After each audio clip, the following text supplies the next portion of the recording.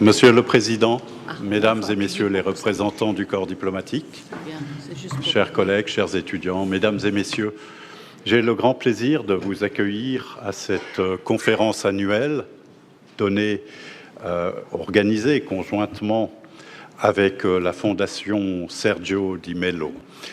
Nous avons ce soir l'honneur et le plaisir d'accueillir le président de la Commission européenne, Monsieur José Manuel Barroso, ne nécessite pas de longue introduction.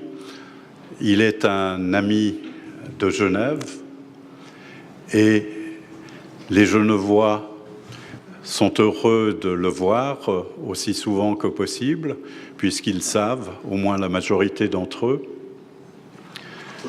qu'ils sont en Europe et que l'Europe est l'avenir de leur destin. Nous sommes très heureux, tous ensemble, de vous entendre ce soir, Monsieur le Président, et je passe la parole au président de la Fondation Sergio Di Mello pour présenter notre orateur. Merci. Thank you very much, Professor Burin.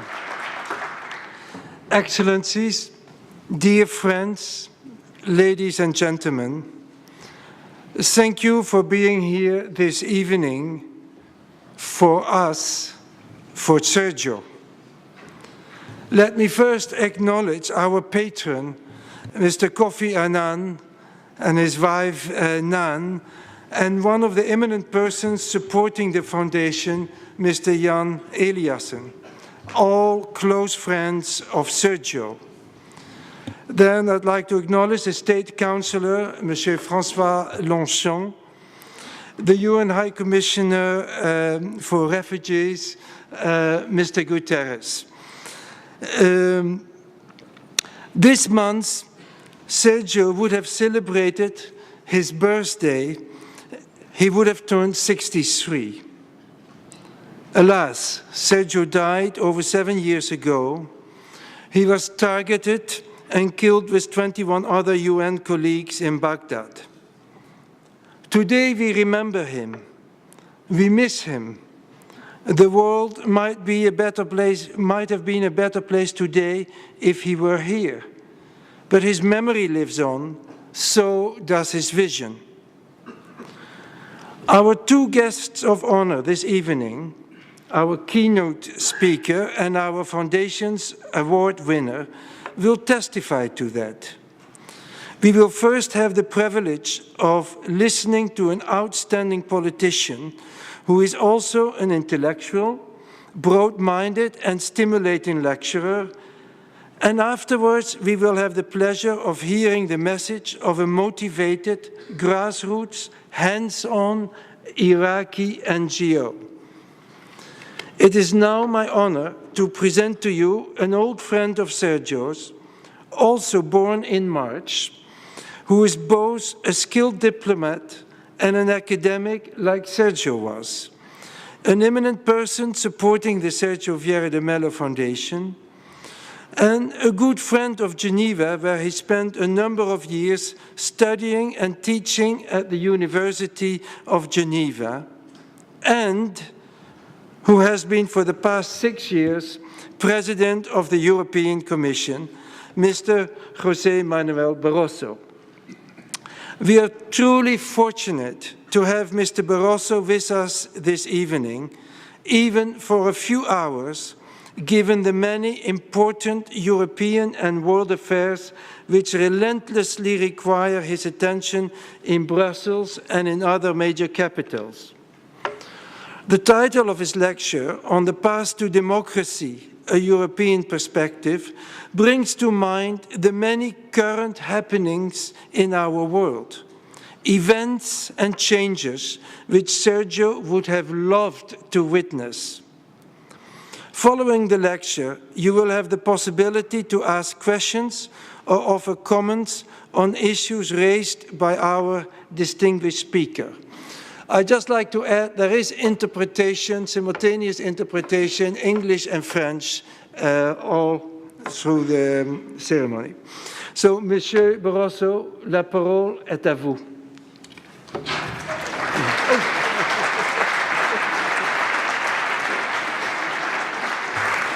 Madame, Excellences, Mesdames et Messieurs, chers amis, laissez-moi tout d'abord vous dire combien je me sens honoré d'être ici aujourd'hui avec vous à Genève pour rendre hommage à Sérgio Vieira de Mello. En fait, c'est pour moi toujours un plaisir de revenir à Genève, où j'ai passé 6 ans de ma vie, et je le fais d'ailleurs dans la présence de certains amis, et je tiens à remercier pour leur présence. Sérgio Vieira de Mello fut un homme d'exception, dont le souvenir reste si vivace en chacun d'entre nous. Et je voudrais remercier très chaleureusement Madame Vieira de Mello, ses enfants, aussi l'Institut des hautes études internationales et développement de m'avoir invité à la 4e conférence annuelle organisée à la mémoire de ce grand serviteur de la paix, de la démocratie et des droits de l'homme. Chacun sait à quel point Sergio était un homme remarquable, tant par ses qualités humaines et intellectuelles que par son engagement professionnel, son courage, son dévouement de tout instant au service de la dignité de l'homme. Kofi Annan, aussi parmi nous ce soir, alors secrétaire général des Nations Unies, a probablement le mieux résumé l'extrême richesse de la personnalité de Sergio lorsqu'il a déclaré, et je cite, « Je crois que personne ne pourrait nous manquer davantage au plan professionnel comme au plan affectif. » Sergio était effectivement, à plus d'un titre, une personnalité tout à fait unique et attachante. Ici même à Genève, en septembre 2002, s'adressant à des journalistes alors qu'il venait de prendre ses fonctions de haut-commissaire aux droits de l'homme, Sergio disait, et je le cite, « Mon travail concerne les individus, il concerne ceux qui ont faim, ceux qui vivent dans la misère, ceux qui subissent les régimes d'oppression, ceux qui subissent la torture, ceux qui sont exploités et ceux auxquels on impose le silence. » Fin de citation. Pendant 35 ans, Sergio a consacré sa vie à aider tant d'hommes et tant de femmes à travers le monde à affirmer leur dignité, à faire entendre leur voix, à se construire un avenir. Il a inlassablement poursuivi ce combat du Bangladesh au Soudan, du Mozambique au Liban, du Cambodge au Kosovo et du Timor oriental jusqu'en Irak, jusqu'à un 19 août 2003 à Bagdad. Avant l'Irak, Sergio avait accompli ce qui est probablement l'une de ses plus belles réussites et à laquelle je suis particulièrement sensible. Pendant presque 3 ans, de novembre 1999 à avril 2002, alors qu'il était le représentant spécial des Nations Unies et chef de l'administration transitoire au Timor oriental, Timor-Leste, Sergio a contribué à l'émergence d'un nouveau État, d'une nouvelle démocratie, le 192e pays des Nations Unies, le premier pays indépendant du XXIe siècle de Timor-Leste, créé le 20 mai 2002. Je garde encore la lettre que, conjointement avec Ramos Horta, il m'a écrit pour m'inviter, en tant que Premier ministre du Portugal, à la cérémonie de l'indépendance de ce pays. Et je peux vous dire avec quelle émotion nous avons pris note de ce grand fait pour ce petit pays de la région de l'Asie-Pacifique. Et s'il est vrai que ce sont les Timorais eux-mêmes qui ont gagné leur indépendance grâce à leur détermination et à leur courage, il est vrai aussi que la consolidation de l'indépendance du Timor et la construction d'un État démocratique viable doivent beaucoup à l'engagement et au dévouement de personnes telles que Sérgio Vieira de Mello. Je veux d'ailleurs vous dire à quel point ça a été important le rôle des Nations Unies. À un moment où presque personne ne croyait à la possibilité de l'indépendance du Timor-Leste, je me rappelle bien parce que parfois le Portugal et les pays lusophones, nous étions pratiquement seuls dans cette lutte. C'était aux Nations Unies que nous allions. Je me rappelle des contacts que j'ai eus avec le prédécesseur de Kofi Annan, Boutros Boutros-Ghali, ici même à New York, mais aussi ici à Genève, nous avons lancé des conversations avec le ministre indonésien, Ali Alatas, aussi quelqu'un qui a déjà disparu, pour lancer ce processus qui, après, aurait mené à l'indépendance de ce pays. Et je vois là mon compatriote, António Guterres, aussi lui-même ancien Premier ministre du Portugal, qui a aussi donné une contribution pour que cela puisse être possible. C'était vraiment un de ces événements qui montrent que les cyniques n'ont pas toujours raison.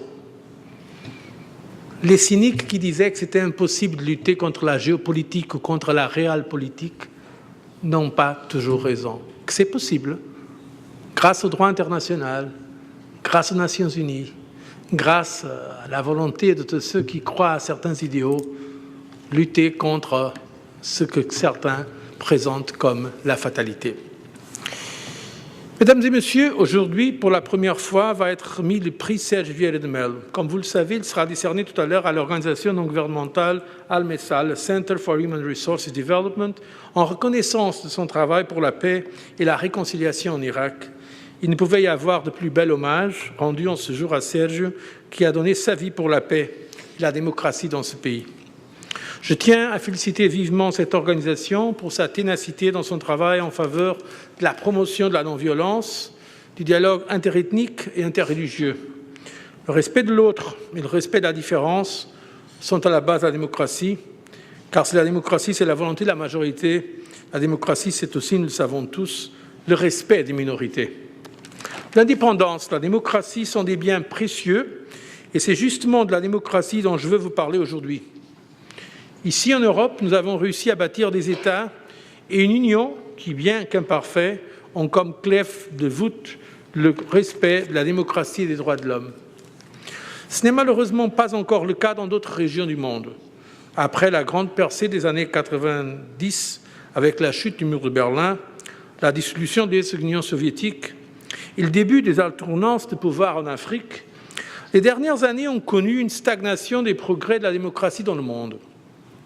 Cependant, 2011 pourrait bien être le début d'un nouveau réveil démocratique. Récemment, nous avons entendu une forte demande pour plus de liberté résonner partout dans le monde arabe. Des images qui nous sont familières de jeunes gens descendant dans les rues pour réclamer démocratie, liberté politique, justice sociale, nous ont tous touchés. Mais si les images étaient familières, les lieux était plus surprenant.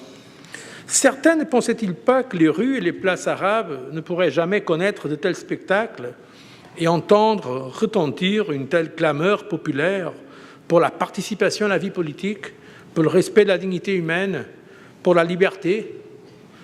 Ces mêmes voix estimaient que les valeurs de la démocratie étaient incompatibles avec la culture arabe ou dans des pays à majorité islamique. La démocratie était une valeur exclusive des pays et cultures occidentalisés.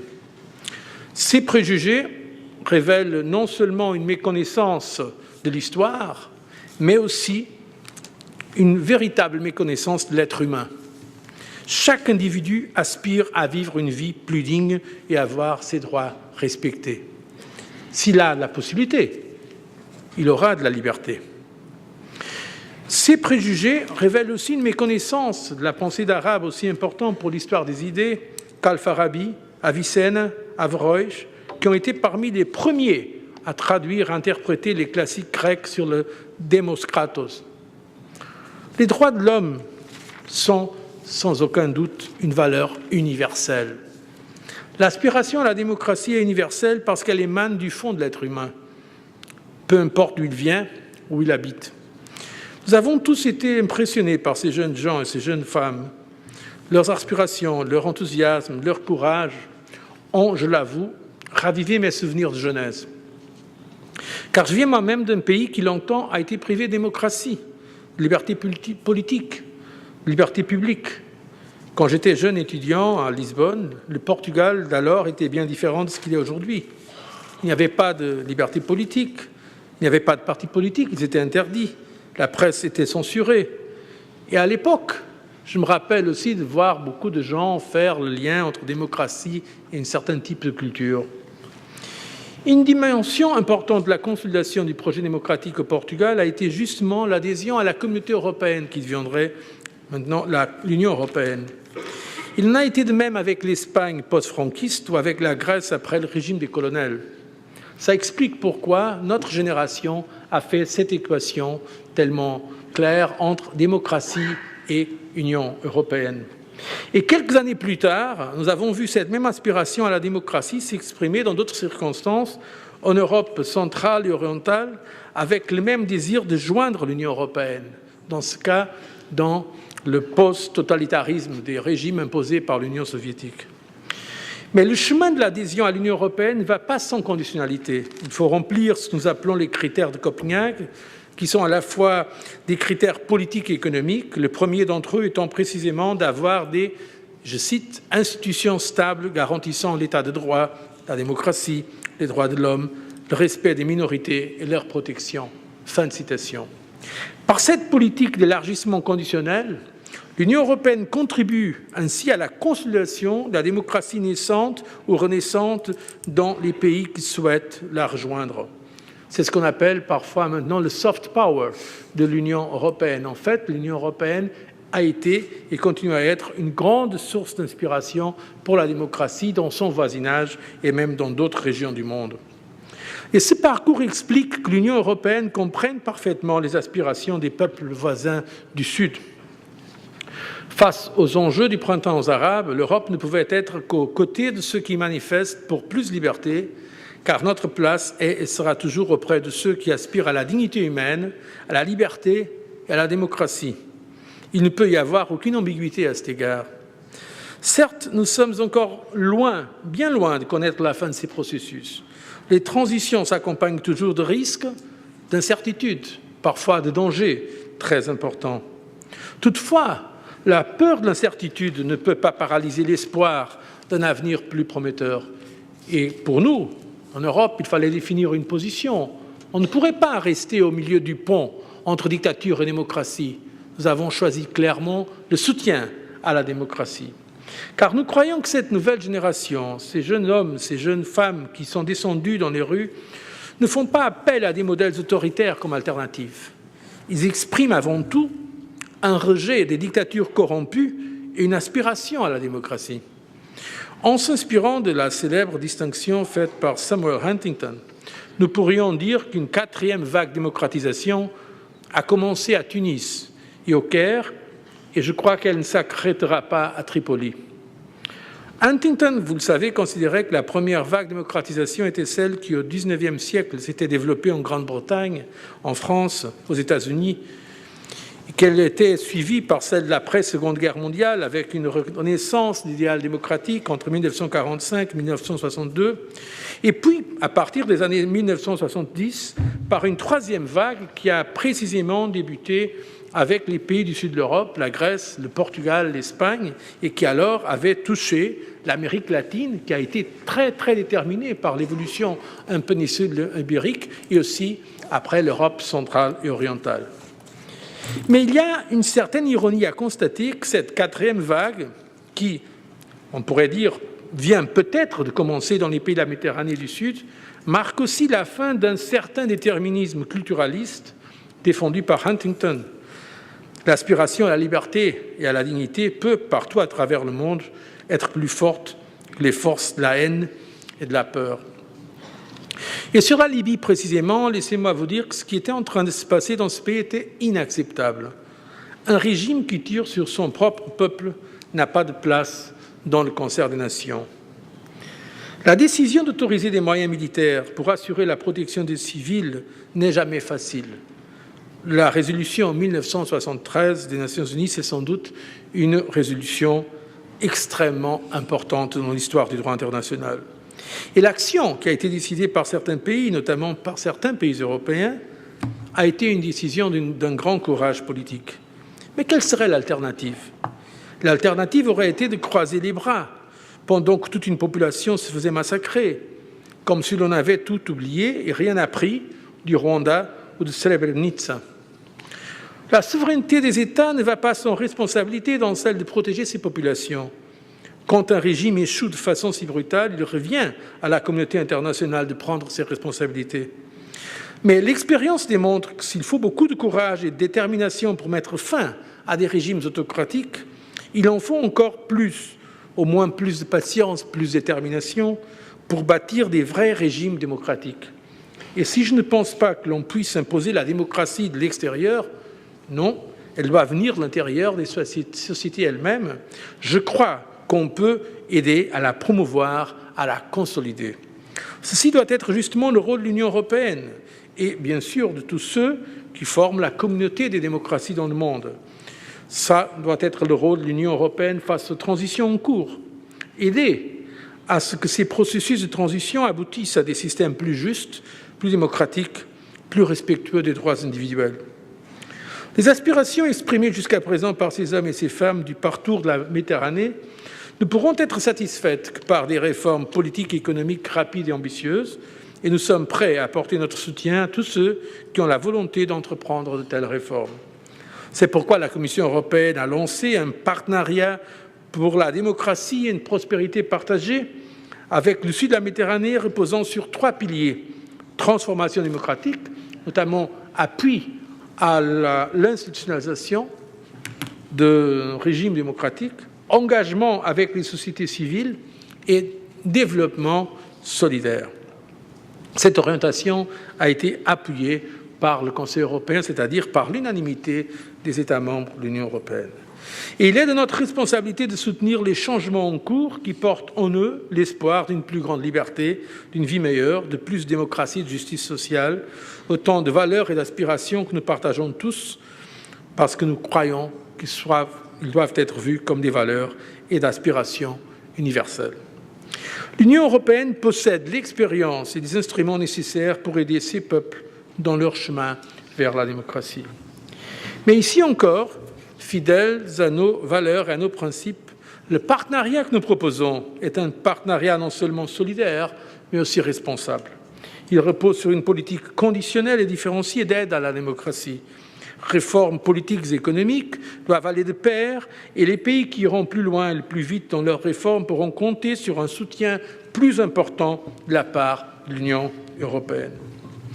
Mais la démocratie, nous le savons tous, c'est beaucoup plus que la tenue d'élections. C'est aussi une société civile vibrante, une presse libre.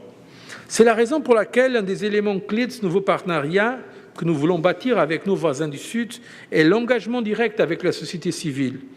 Une société civile dynamique peut contribuer à défendre les droits de l'homme ainsi qu'à renforcer la démocratie et la bonne gouvernance en jouant un rôle important de surveillance des pouvoirs publics.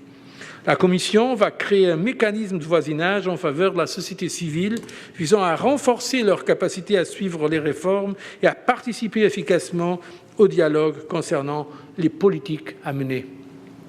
Les chemins qui mènent à la démocratie, nous le savons bien, ne sont jamais faciles. Ils sont souvent très fragiles. Ils ne sont jamais un long fleuve tranquille. Et c'est bien là que nous pouvons aider, dans la constellation des systèmes qui respectent l'état de droit et les libertés individuelles. Car comme l'a rappelé Raymond Aron, ce qui est essentiel dans l'idée d'un régime démocratique, c'est d'abord la légalité, un régime où il y a des lois et où le pouvoir n'est pas arbitraire et sans limite.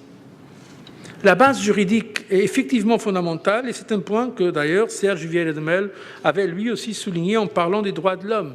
Et je le cite, « Les droits de l'homme ne sont pas uniquement une question politique, une question économique et sociale, ils sont essentiellement une question juridique. Ils ont une base juridique, ils ont une base de droit. » Mesdames et messieurs, à Genève, ce jour de septembre 2002 que j'ai évoqué au début de mon intervention, Sergio a dit aussi, et je le cite, « Les droits de l'homme se fondent sur la dignité, et la dignité de tous, mais aussi la nôtre, et plus particulièrement la mienne, afin que je puisse me regarder dans le miroir et me dire que je fais ce que eux attendent de nous. » Fin de citation. Je crois que c'est une leçon qui s'applique à tous et que nous ne devons jamais oublier. Pour l'Union européenne aussi, être auprès de ceux qui aspirent à la démocratie et à la dignité, c'est faire ce qu'ils attendent et espèrent de nous. C'est pouvoir nous regarder dans le miroir sans honte. Si nous devons nous tromper, que ce soit en faveur de ceux qui crient pour plus de liberté. Nous devons reconnaître nous-mêmes, nous avons des problèmes, mais nous devons reconnaître aussi que nous pouvons travailler avec nos partenaires. Je crois que nous serions indignes de rester indifférents à leurs aspirations. Il appartient à chaque pays de tracer sa propre voie, de faire ses propres choix. Nous sommes là pour les aider et contribuer à ce que l'espoir l'emporte définitivement sur la crainte, que la liberté triomphe définitivement de la répression. Et quel meilleur endroit que Genève pour passer un tel message. Cette ville accueille les Nations Unies et les plus grandes organisations internationales. Des milliers de personnes, dans le sillage de Sergio, des sièges de leurs organisations à Genève jusqu'aux 4 coins du monde, loin de leur patrie, servent la cause de la dignité humaine. Et je tiens à saisir cette occasion, où je fais mon hommage à Serge Villanueva, pour faire aussi un hommage à tous ceux, les fonctionnaires internationaux, aux Nations Unies, aux organisations internationales, aussi aux organisations non gouvernementales, tous ceux qui parfois quittent leur patrie pour travailler, très souvent dans l'anonymat, avec un grand courage. Je crois que le monde est aujourd'hui mieux que ce qu'il pourrait être grâce à l'effort des milliers d'hommes et des femmes qui parfois ne sont pas tellement reconnus parce qu'ils ont quitté leur pays, parce qu'ils travaillent au service d'un idéal transnational, supranational. Peut-être mieux que quiconque, ces fonctionnaires, ils nous font comprendre que le monde est aussi notre patrie et que les valeurs de la liberté, du respect des droits de l'homme et de la démocratie sont universelles. Il illustre parfaitement ce qu'Erasme de Rotterdam avait un jour écrit à son ami Budet, et que je cite « Que vous soyez patriotique sera loué par beaucoup et facilement pardonné par tout le monde.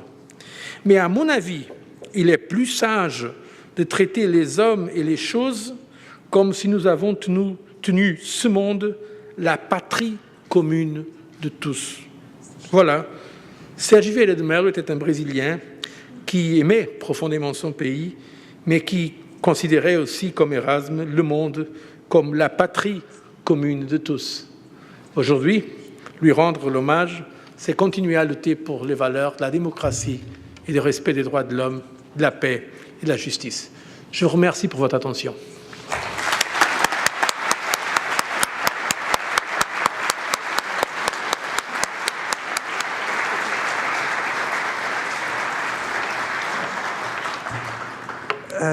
Monsieur Barroso, merci beaucoup de votre discours très stimulant et intéressant. Et je me demande si, parmi vous, dans l'assistance, si vous aimeriez poser une question ou vous avez des observations sur le commentaire de Monsieur Barroso. Qui aimerait prendre la flore? Est-ce qu'il y a des questions?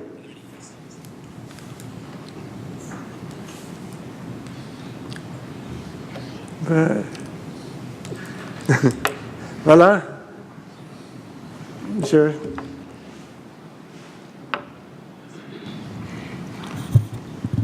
Monsieur le Président, je m'appelle Otto Hieronymi. Je suis ancien réfugié de 1956 de la Hongrie. J'étais vraiment impressionné par la chaleur de votre discours, mais il y a des questions qui se posent quand même sur l'Europe et le courage de l'Europe pour défendre ces idéaux si c'est nécessaire par la force. On a vu au sein de l'Union européenne que finalement, il n'y a pas eu un consensus, même une majorité, pour agir for the responsibility to protect. Et ça me rappelle un peu 1956, où le monde entier était solidaire en principe avec les Hongrois. On peut aller partout dans le monde et les gens se rappellent de 1956, mais évidemment, il n'y a pas eu de solidarité de fait. Alors, ma question est, quel est l'engagement que l'Europe est prête à prendre pour ce chemin plus long dont vous avez parlé pour réaliser la démocratie? Merci. Je vais vous donner une réponse, je crois, très honnête. La vérité, c'est qu'en Europe, nous avons maintenant fait des progrès remarquables en termes de politique étrangère et de sécurité, mais nous n'avons pas encore une politique étrangère et de sécurité commune complètement établie. La vérité, c'est qu'en Europe, les décisions en matière de politique étrangère restent des décisions à l'unanimité. Et donc, c'est vrai, comme vous l'avez dit, que les États membres n'étaient tous pas nécessairement d'accord avec tous les éléments d'une réponse. Différemment d'autres domaines où l'Union européenne décide à la majorité, dans ce domaine-là, l'Union européenne doit décider à l'unanimité pour ce qui tient aux aspects de politique étrangère, notamment quand cela peut impliquer l'utilisation de moyens militaires. Donc l'Union européenne n'a pas une armée. L'Union européenne n'est pas une puissance militaire au même titre que certains de ses États membres. C'est pourquoi, effectivement, comme vous l'avez dit, c'était une décision prise avec un certain consensus européen, c'est vrai. Moi, j'étais au Conseil européen lorsque nous avons discuté de ces questions-là. Le président de la Commission est membre du Conseil européen aussi. Et il y avait un consensus sur le fond, qui d'ailleurs, c'est ce consensus qui était, à mon avis, à l'origine de la décision qu'on a pu prendre aussi aux Nations Unies. Si vous regardez le texte, la résolution 1973 du Conseil de sécurité des Nations Unies, et voyez le langage du Conseil européen, c'est presque, dans certains paragraphes, le même. Mais effectivement, et on doit être juste, ça a été l'initiative de certains pays européens, notamment la France, le Royaume-Uni, qui sont membres permanents du Conseil de sécurité, mais d'autres qui ont aussi été d'accord avec cette initiative. Ça, parce que l'Union européenne, pour le moment, même si on a reconnu dans le traité actuel, le traité de Lisbonne, le besoin d'avancer davantage dans le sens d'une politique étrangère et une politique de défense commune, on est encore à un stade, je dirais, d'évolution vers ces objectifs. Mais effectivement, en même temps, c'est juste reconnaître que sans les initiatives qui ont été prises en Europe, probablement, on aurait eu d'autres dénouements, par exemple à Benghazi.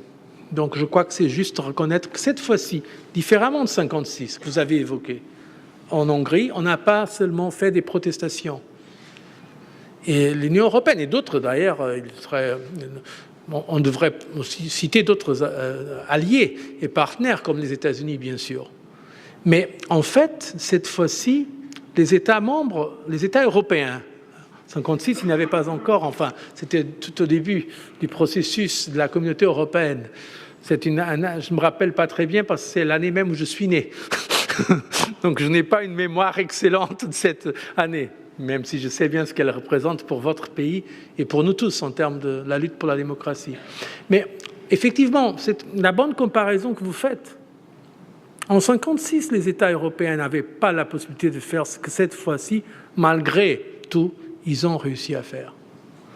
Et c'était possible. Et j'ai vu là, dans la discussion des États membres maintenant, au Conseil européen, certains qui en 1956 étaient sous des régimes totalitaires, étaient aujourd'hui ceux qui étaient plus en faveur d'une affirmation de la démocratie.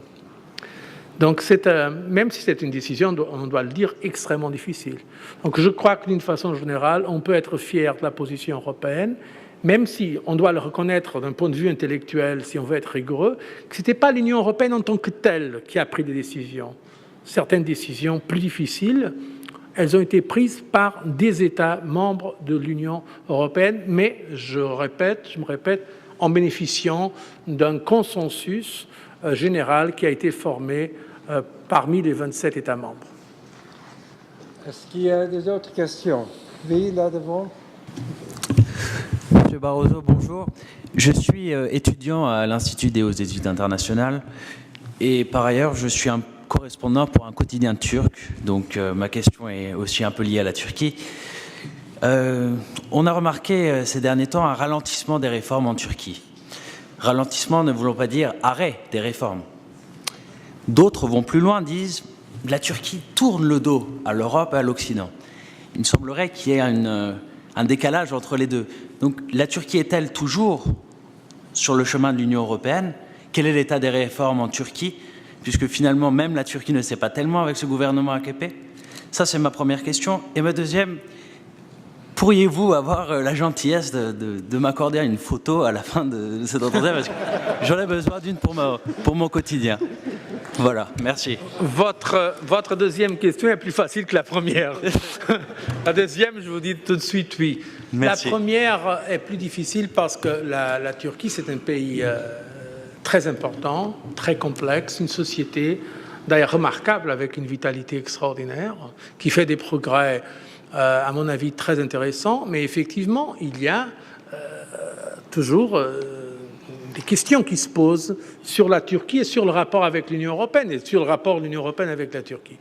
Bon, à mon avis, un point sur lequel on peut se mettre d'accord, c'est que le simple fait qu'il y a eu des négociations et que nous sommes avec des négociations avec la Turquie, cela a été un aspect positif pour les réformes démocratiques en Turquie. Cela est reconnu d'ailleurs par nos amis turcs. Et que moi-même, je me rencontre très souvent avec les responsables turcs, et on passe en revue les progrès sur l'institutionnalisation d'un régime démocratique. Et donc, je crois que cela est positif. Maintenant, quel sera l'avenir de la Turquie, ou quel sera l'avenir de l'adhésion ou pas l'adhésion de la Turquie à l'Union européenne, c'est une question beaucoup plus complexe. Car dans le pays, il y a différentes opinions, et en Europe aussi, il faut le dire, il y a des opinions différentes. Pour le moment, sur le plan formel, nous travaillons sur la base qui nous a été donnée. Il y a eu une décision à l'unanimité des États membres pour entamer les négociations avec la Turquie. Et nous faisons ces négociations de bonne foi. Je parle maintenant de la Commission européenne, au nom des États membres, négocie avec la Turquie de bonne foi toutes les questions, en enregistrant les progrès, en signalant des aspects où il faut faire davantage de progrès. Bon, c'est ça ce que je peux vous dire maintenant. Mais pour que l'adhésion de la Turquie à l'Union européenne puisse un jour se concrétiser, il faut plusieurs conditions. Il faut que la Turquie remplisse toutes les conditions. Tout à l'heure, je les évoquais dans mon discours. Mais il faut aussi que les Turcs veulent entrer dans l'Union européenne et que les États membres de l'Union européenne, à l'unanimité, le veulent. Ça, ce sont des conditions sur lesquelles je ne peux pas aujourd'hui me prononcer. C'est pourquoi je crois que ce qui est sage aujourd'hui, c'est de travailler avec nos amis turcs dans le progrès, dans tous les dossiers qui sont en négociation. Certains sont des dossiers économiques, d'autres sont des dossiers politiques. Oui. Monsieur Barroso, je suis un ancien, comme vous, un ancien élève du professeur Dusan Sidjanski à SES à Genève. J'ai une question pour rebondir sur l'actualité nucléaire. Est-ce que la problématique nucléaire fait-elle actuellement l'objet de réflexion de la Commission européenne? Non, elle a été l'objet d'ailleurs des décisions importantes du dernier Conseil européen la semaine passée. Et nous avons décidé d'avoir des tests de résistance, stress tests comme on dit maintenant, des tests de résistance dans toutes les centrales nucléaires en Europe pour vérifier enfin le niveau de sécurité, tout en gardant à l'esprit un principe qui est dans le traité de Lisbonne, qui était d'ailleurs dans les traités avant le traité de Lisbonne, qui est le principe de la compétence des États membres en tout ce qui touche à leur composition, la composition de leur approvisionnement en matière d'énergie. C'est pas le energy mix. Energy mix en anglais. En français, c'est plus beau, c'est bouquet énergétique. Alors, chaque pays doit décider, c'est sa compétence, quel type d'énergie il veut développer. Et vous le savez qu'en Europe, il y a des pays qui sont pour l'énergie nucléaire et il y a d'autres qui sont contre l'énergie nucléaire. Et certains ont strong feelings d'un côté ou de l'autre. C'est pourquoi, en appliquant le principe de subsidiarité, c'est une décision de chaque État membre s'il veut garder ou non, s'il veut développer ou non de l'énergie nucléaire. Là où nous, institutions européennes, nous pouvons intervenir, et nous avons des compétences d'ailleurs pour intervenir, c'est en termes de sécurité et de recherche. Pour ceux qui veulent vraiment avoir l'énergie nucléaire. Et là, nous avons pris des décisions à l'unanimité des États membres. C'était une très intéressante discussion, je peux vous dire. Tout le monde s'est mis d'accord sur le point sur lequel il fallait quand même se mettre d'accord, c'est que pour ceux qui ont de l'énergie nucléaire, il faut garantir les niveaux les plus élevés, highest standards, c'était l'expression en anglais, et qu'on va donner cette tâche à la Commission européenne avec le réseau. Il y a un réseau des régulateurs nationaux qui sont des régulateurs indépendants pour vérifier cela. Et jusqu'à la fin de l'année, la Commission européenne va faire un rapport au Conseil européen avec le résultat de ces tests et on va bien sûr rendre ces résultats transparents. À part ça, bien sûr, je m'attends à qu'il y ait un grand débat de société sur le nucléaire. D'ailleurs, ce débat a déjà commencé. Vous avez vu à quel point ce débat, par exemple, maintenant se développe en Allemagne, dans d'autres pays aussi. Ça, c'est un débat pour la société. En termes juridiques, ce que je peux vous dire, c'est que c'est une compétence nationale et que la Commission européenne en tant que telle, elle ne peut pas être ni en faveur ni contre, parce que c'est une compétence nationale. Ce que nous pouvons faire, c'est travailler davantage avec nos États membres, travailler dans le sens de renforcer tout ce qui peut promouvoir des niveaux plus élevés de sécurité. Merci. Encore des questions? Oui, au fond, là. In English, if I may. Yes. Hi, I'm a student of the Graduate Institute. Considering this is a lecture on democracy, the European perspective, I am very interested in hearing more about your perspective on Hamas, which was a democratically elected actor and whose political leader only declared a few months ago that they would recognize Israel if they would have a Palestinian state based on the 1967 borders. You know it's not going to come from the US. Is it possible that Europe would take the first steps in engaging that actor, as you did with Arafat a few decades ago? Thank you. Look, the position of the European Union so far is not recognizing Hamas because, as far as we know, Hamas has not yet rejected terrorism. And we don't accept... Neither has Arafat.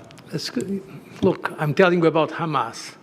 And in fact, your question was about Hamas. And in fact, we consider that there is a contradiction between being in favor of democracy and not being able to reject terrorism. Having said this, of course, we will do everything we can to, and we have been doing, to promote reconciliation in the Palestinian camp. We believe one of the obstacles there is to peace is precisely the fact that the Palestinians are not with a coherent position. They are divided. We in the European Union, and more concretely in the European Commission, we are working very well and very constructively with the Palestinian Authority. And they have a democratic basis, and they have been doing, Prime Minister Fayyad has been doing work that we believe is very, very important. The European Union is by far the first contributor to support to the Palestinians in the world. In all the world, we are the number one contributors to the Palestinian people. But of course, it is a problem for the European Union as such, to have some kind of relationship with an organization that does not recognize the right of Israel to live in peace in its borders and has not yet rejected terrorism. This is the difficulty that we see there. This is a matter that is, that you should put more concretely to our member states. The European Commission as such, this is not our competence is not really on the formulation of the foreign policy. But since you asked me the question, I wanted to give you the open answer. What we are doing at Commission, as Commission, is working extremely hard to make the life of the Palestinian people more dignified. And because we believe, of course, that Israel and the Palestinians, they have the right to live in peace in international recognized borders. And we have not yet given up on the hope that one day this will happen. Any other questions? They're all in the back. Boa noite, senhor presidente. Good night, Mr. President. I am a Brazilian citizen. My name is Paulo Guilhon. Talking about democracy, what I think and what I wanted to hear from you, sir, is what is the kind of contribution that the emerging countries like Brazil, for instance, could give to the world? This is a boa noite, em primeiro lugar. This is a very important point. I think the role of Brazil is critically important, not only because I'm very close to Brazil myself for family reasons, and I love that country, but also because Brazil is indeed one of the greatest successes globally of emerging country with success in economy and in politics, in democratic politics. Because Brazil shows that it is possible to be a very competitive democracy and at the same time to have growth, economic growth, and social development. And this is why I think the role of Brazil is very important, because sometimes others may think it is easier to achieve higher degrees of growth to do it in a non-democratic way. I think it's a mistake, because as the events in Tunisia and Egypt and Libya have shown, non-democracy does not, authoritarian regimes don't give you stability in the long term. So democracy is in fact a better guarantee for stability than authoritarian or, of course, totalitarian regimes, because it happens that an authoritarian regime from one day to the other like that can evaporate. I was speaking about my own country. My own country had 48 years of dictatorship, and one night it fell. What's happening now, sometimes we have strong regimes, apparently very, very too strong, but from one day to the other they can be replaced because they are not democratic regimes, that they don't have the consent of the people. So that's why I think the case of Brazil, I've been speaking with this with many of my Brazilian friends, including former President Lula and others, that of course I know that Brazil is now very much focused on its own development, but without giving lessons to nobody, because nobody likes to receive lessons. People don't like to receive lessons from Europe or from the States. They also don't like to receive lessons from others. But without giving lessons, sharing the experience of Brazil, namely what was done in social terms, I think it's very important, because that was one of the great successes of President Lula, building, from my point of view, on also some very important steps of President Fernando Henrique Cardoso, is that he was able to have a sound macroeconomic policy, but at the same time with a very important role of redistribution.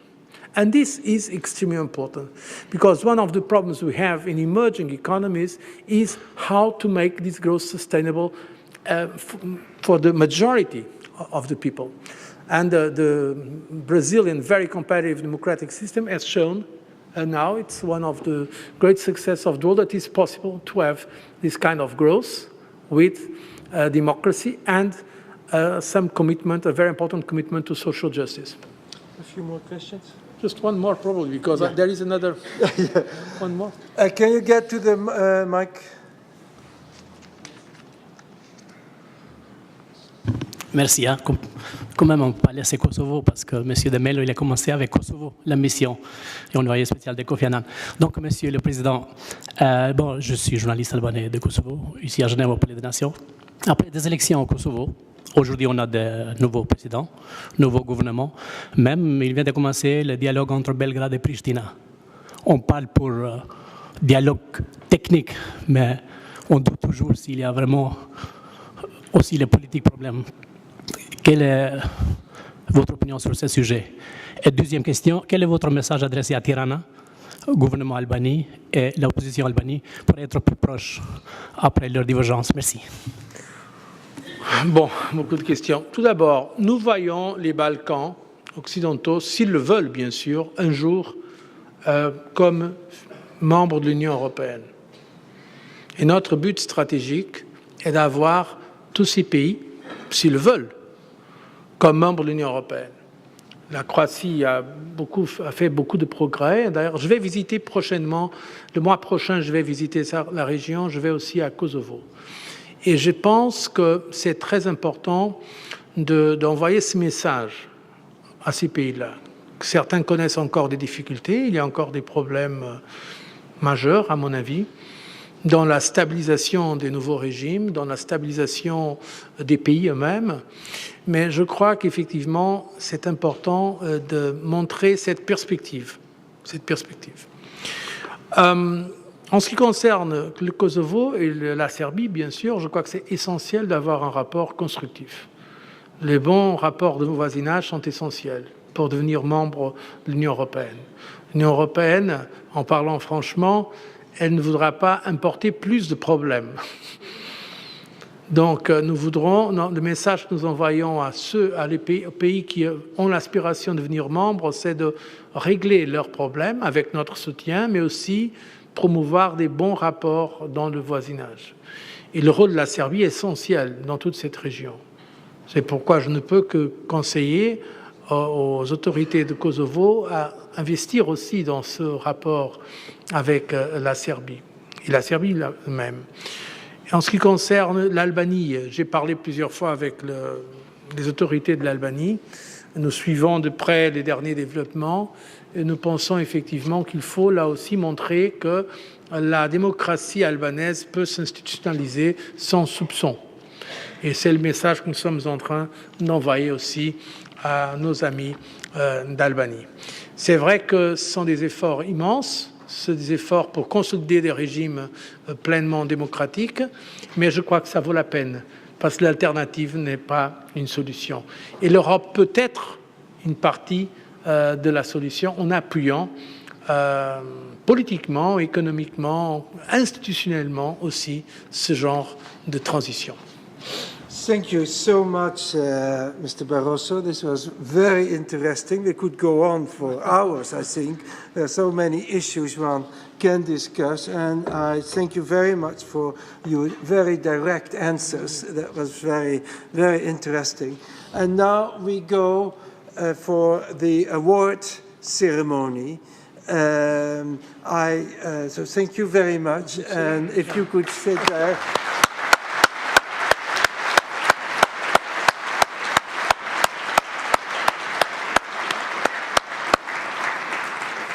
Adrian, can you...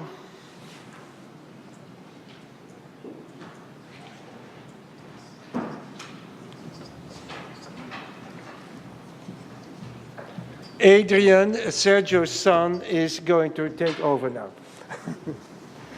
Merci Alain Willem. Excellences, chers amis, mesdames et messieurs, tout d'abord, merci d'être venus si nombreux pour assister à la conférence que vient de nous donner M. Barroso. Monsieur Barroso, nous vous remercions sincèrement pour cet exposé qui nous a fait partager vos perspectives et vos riches expériences acquises au cours de vos années au sein du gouvernement portugais et de la Commission européenne. Les exemples sont nombreux où vous avez dû réunir des factions et des représentants de gouvernements dans le but de trouver des issues communes. Mon père, Sergio, était aussi convaincu que seul le dialogue permettait de solutionner un conflit. C'est pourquoi il était appelé sur de nombreux fronts où la force n'aboutissait plus. Reconnu pour avoir une écoute attentive, quels que soient les interlocuteurs, mon père mettait toute son énergie à résoudre les conflits et il était tenace. Monsieur Barroso, je souhaite également vous remercier personnellement d'avoir soutenu la Fondation depuis sa création en tant que membre d'honneur, tout comme M. Eliasson, présent ce soir. Enfin, je salue notre président d'honneur, M. Kofi Annan, et son épouse Nan, qui nous ont fait le plaisir de nous rejoindre également. En créant la Fondation Sergio Vieira de Mello, il y a maintenant 4 ans, un de nos objectifs principaux était de créer le prix Sergio Vieira de Mello, afin de soutenir et encourager des initiatives locales visant à réconcilier par le dialogue les communautés en conflit. Après avoir organisé pour la 4e année consécutive la conférence Sergio Vieira de Mello, puis obtenu que l'Assemblée générale reconnaisse le 19 août comme journée humanitaire mondiale, les membres de la Fondation sont heureux aujourd'hui de pouvoir remettre le premier prix Sergio Vieira de Mello. La remise de ce prix n'aurait été possible sans le soutien du gouvernement français et de Zurab Tsereteli, le président de l'Académie des Beaux-Arts de Russie, qui a créé et offert le prix Sergio Vieira de Mello. Nous les remercions tout particulièrement. J'en profite également pour remercier les membres de notre comité, tous bénévoles, qui font un travail considérable tout au long de l'année pour mener à bien les activités de la Fondation Sergio Vieira de Mello. De nombreux candidats ont concouru pour ce prix. Individus ou associations, ils sont nombreux à entreprendre des activités les plus imaginatives pour trouver la paix dans leur pays. Un jury indépendant composé des ambassadeurs du Brésil et de la France, du directeur général des Nations Unies à Genève et des haut-commissaires aux droits de l'homme et pour les réfugiés ont sélectionné le lauréat de cette année, l'ONG irakienne Al-Messalah. Son directeur exécutif, cependant, ne peut être avec nous ce soir. Madame Martina Pigatti Moreno est là ce soir pour le représenter. Cette absence reflète à quel point les difficultés continuent dans ce pays et il est encore délicat pour les Irakiens de voyager à l'intérieur et à l'extérieur de l'Irak. Sergio, mon père, a passé les derniers mois de sa vie à venir en aide au peuple irakien. Nous sommes donc particulièrement fiers ce soir de récompenser l'ONG irakienne. La conférence de M. Barroso nous a donné un aperçu des chemins vers la démocratie et la réconciliation. Le prix Sergio Vieira de Mello nous permet de soutenir une ONG qui poursuit le même but sur le terrain. Grâce au soutien de gouvernements, d'associations et de vous tous, nous espérons poursuivre notre action et récompenser chaque année d'autres actions individuelles. Avant de remettre le prix, nous allons passer la parole à Madame Martina Pigatti Moreno, représentante d'Al-Messalah ce soir, qui va nous présenter les activités de l'ONG. Je vous remercie. Martina, please.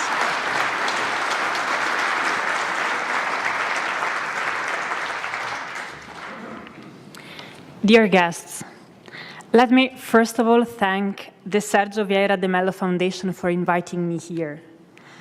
I deeply regret the fact that our Iraqi friends and colleagues of Al-Messalah couldn't be here today, but I'm honored to represent them since my Italian NGO, which was born in 1991 as Un Ponte per Baghdad, was with them even when an Iraqi civil society couldn't openly exist due to the oppression of Saddam's dictatorship. We have been working together against the embargo that was claiming lives of Iraqi civilians due to lack of medicines and basic goods, and against the war and cruel occupation carried on by the US-led coalition. There are always alternatives to war, even today in Libya, as a recent statement by Al-Messalah says. I discovered a few days ago, and I even didn't tell the family of Sergio, that the human rights activist from Baghdad, who would later found Al-Messalah, had a meeting scheduled with Sergio de Mello in August 2003, just a few days after the attack that claimed his life.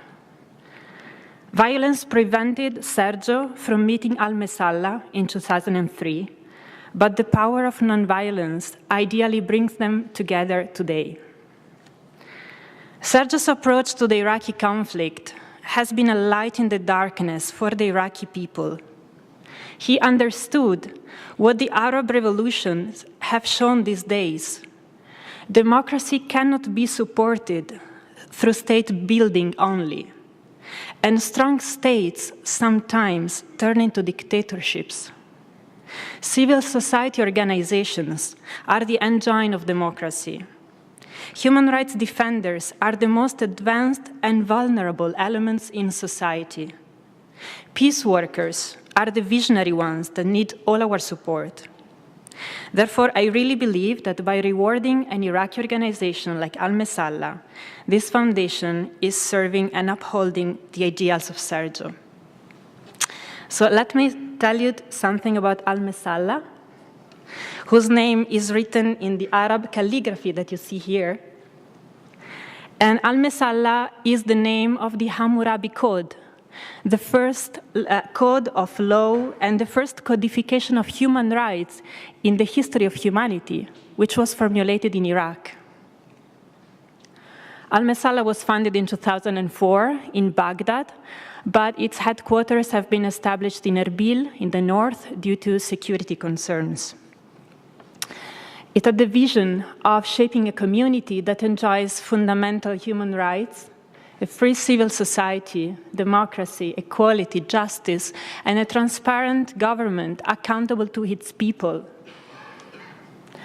Al-Messalah is doing it through a number of programs, an impressive number of activities that they have been carrying on since 2004. They started working with the most vulnerable layers of society, and first of all, women. They have a very strong gender perspective, and they've supported women who are victims of violence to defend themselves, to go through legal action, and to work together to change their lives. They've run health programs, and they're doing a wonderful job to build the capacity of the youth. They're bringing them together with politicians, with the media, so that the youth can say what is their vision of society and their vision for change. They're organizing capacity building programs, for example, computer training. And in 2006, I was personally involved in the first training programs that have been organized for Iraqi groups on nonviolence as an active way to bring change in society. Out of this experience, Al-Mesalla managed to build with hundreds of Iraqi organizations from all over the country the Iraqi nonviolence group, LaOnf, which means nonviolence in Arabic, mobilizing people from different ideological, religious, political backgrounds, united in the adoption of nonviolence as the only way to fight for change, for an independent, democratic, peaceful, united, and prosperous Iraq. They started organizing their advocacy activities in weeks that they called the Iraqi Weeks of Nonviolence. And here you have some pictures from the week of 2007. You see here a picture from Najaf, the holy city of the Shias. And here, a school in Kurdistan in the north. They've been doing an amazing job to bridge the divide between the Arab and the Kurdish areas of Iraq. And here, the fishermen and the trade unions from Basra in the very south of Iraq. In the third week of nonviolence, they decided to become creative. So they organized, for example, sports games in areas where the insurgents and the US Army were fighting daily to say, this space belongs to the Iraqi people. And this picture is not from Iraq, it's from a town in the United States, because peace groups from all over the world started paying attention to what LaOnf was doing in Iraq, and they organized vigils in Italy, in France, in Spain, in the US, in the UK, to make visible what LaOnf was doing. From that moment, LaOnf, the Iraqi nonviolence group, of which Al-Mesalla is the focal point, organized countless activities. Here we have some examples. This was a petition to support peaceful coexistence in Mustansiriya University. This picture was taken a few days after a bomb exploded inside the university, killing many students, at a time when university professors were threatened and killed for what they did. Focus groups to discuss with the people and with the workers the impact of oil and gas laws in the conflict and in activating national reconciliation. They organized peace marathons to reclaim the streets, bringing lots of people to the streets to combat fear of the Iraqi people. This was a ceremony for the awards. Activities on religion and civic freedoms, bringing together Muslim and Christian religious leaders. This is a picture of Basra. Working on interfaith harmony, religion and freedom of speech in Basra. They are now running a campaign on freedom of expression together with religious leaders as well. And a great number of lectures on peace and nonviolence. Here they were teaching young people the techniques of nonviolent action to campaign for their rights. Lectures in the schools and in events in symbolic places. This is Halabja, where in 1988, Saddam used chemical weapons against the Kurdish people, killing 5,000 people in a village, wounding 10,000. Campaigns to plant olive trees as a symbol of reconciliation between different sectarian groups. And non-sectarianism activities in schools and in the universities, where students were running activities for LaOnf, asking for peaceful coexistence. And coming to today, this is February 25th, which has been named the Day of Rage in Iraq. Al-Mesalla is participating in the wave of demonstrations that are happening today in Iraq. It's something very significant, and it has been inspired by the so-called Arab revolutions. People in Iraq do not ask for a regime change. They ask for transparency of the institutions, end of corruption, which is spoiling them, and social services. The last report by UNICEF on Iraq tells us that 6 million people in Iraq are without access to clean water, 1 over 5 Iraqis. Iraqi people have access to electricity for 4 to 6 hours a day. This situation cannot be tolerated, and these people showed an amazing level of nonviolent discipline while protesting. This is Tahrir Square in Baghdad. It has the same name of Tahrir Square in Egypt. The Baghdad walls are falling. And on the same day, some young people of Iraq, through nonviolent action, started tearing down these high concrete blast walls that were the ones that Sergio really didn't like. He didn't like to hide behind walls that were dividing Iraq into green zones for the elite and red zones for the people. So with this picture that echoes Berlin and really the power of nonviolence, I will read you the English translation of the original speech in Arabic that Al-Mesalla sent to us. Ladies and gentlemen, distinguished guests, we bring you greetings from Iraq, full of hope and determination to build peace and to strengthen a culture of nonviolence and democracy. Through our greetings, we convey our joy that the Iraqis are moving forward towards building a free society based on civil rights. We draw inspiration from our ancient history, the values of tolerance and brotherhood, supported by the efforts of our civilian activists and fellow activists around the world. We in Al-Mesalla Center for Human Resources Development are honored to attend this memorable ceremony, and we're very pleased when we were told that our organization had been chosen to receive such a valuable international award.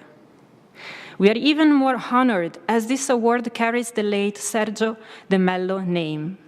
We are privileged to participate in this ceremony to honor the soul of the late Sergio De Mello, the head of United Nations mission in Iraq, who was killed by a terrorist attack in Baghdad while performing his humanitarian duties. We at Al-Mesalla Center offer tribute and reverence to the soul of the deceased and appreciation for his work in Iraq. Through this forum, we convey a tribute of respect and sympathy to his family, relatives, and friends. Distinguished guests, the experience of civil society organizations in Iraq is new, as it emerged following the end of the former regime in 2003. And they, like other institutions, have suffered from the problems, challenges, and constraints of a country subject to armed, political, and sectarian conflicts. Civil society organizations, always under pressure and threat, have made many sacrifices, but civil activists have remained determined to overcome these difficulties in order to achieve their humanitarian goals. Rewarding an Iraqi organization with this valuable award by a foundation such as the Sergio Vieira de Mello Foundation is another means of support and solidarity with the Iraqi civil society organizations and activists in order to build a strong civil society, establish democracy, support peace, security, stability, and freedom, and a society free from illegal arms and violence. The time has come to devote all we have learned from the experiences of our international friends, from our determination and enthusiasm on one hand, and our achievements on the other, to establish the society we continue to strive for. Ladies and gentlemen, dear guests, Al-Mesalla Center for Human Resources Development is a non-profit, non-governmental organization founded in 2004. And its goal since its establishment has been to build peace and nonviolence, to preach that nonviolence is the only option towards political and social change. Al-Mesalla has worked for the past 6 years on capacity building of individuals and organizations by organizing training courses in collaboration with international partners. Al-Mesalla contributed to the establishment of important networks and alliances inside Iraq, including the Iraqi Nonviolence Group, which mobilizes a wide range of organizations and individuals working to promote a culture of nonviolence. This group has representative bodies in all 18 provinces of Iraq. We continue to make progress and have established a special women and gender program for women subjected to violence. Through this program, battered women are encouraged to find solutions to their problems by seeking legal assistance. Currently, Al-Mesalla Center is preparing for its biggest international event in Iraq by organizing the Iraq International Peace Marathon at the beginning of October. Al-Mesalla is also participating with its national and international friends in organizing the first Iraqi Social Forum just before the Peace Marathon. Our organization was involved in raising awareness to participate in and monitor the elections, as well as organizing training courses to disseminate the basic concepts of human rights. We also initiated the establishment of a justice network for Iraqi prisoners to monitor their conditions in prisons and detention centers in Iraq. From this podium, we extend our sincere gratitude to all individuals, Iraqi and international supporting organizations and partners for their efforts, solidarity, and cooperation since the establishment of Al-Mesalla, as we believe that this prize honors them too, particularly Ponte Per organization. In conclusion, we reiterate our pleasure and honor to be here through this message to receive your precious award. Glory and eternity for the soul of the late Sergio Vieira de Mello and all the victims of human rights violations. We thank the Sergio Vieira de Mello Foundation for selecting us to receive this award.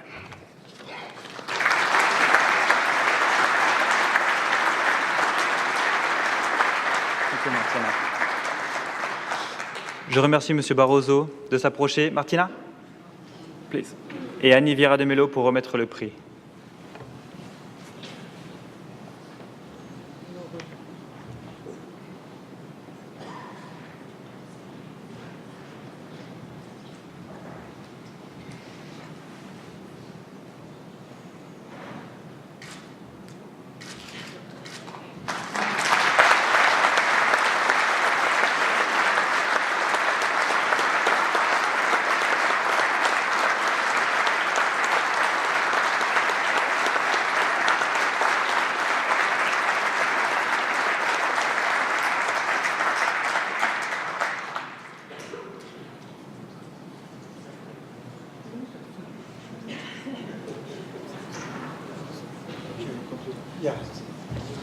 Okay, Mr. Barroso, thank you very much for having participated in this award ceremony. And again, once more, many thanks for your very stimulating speech and interesting debate afterwards. And thank you all very much, having been so numerous here. And we hope to see you all again next year, sometime in March, when we will organize the next Sergio Vieira de Mello lecture and possibly award ceremony. Thank you very much.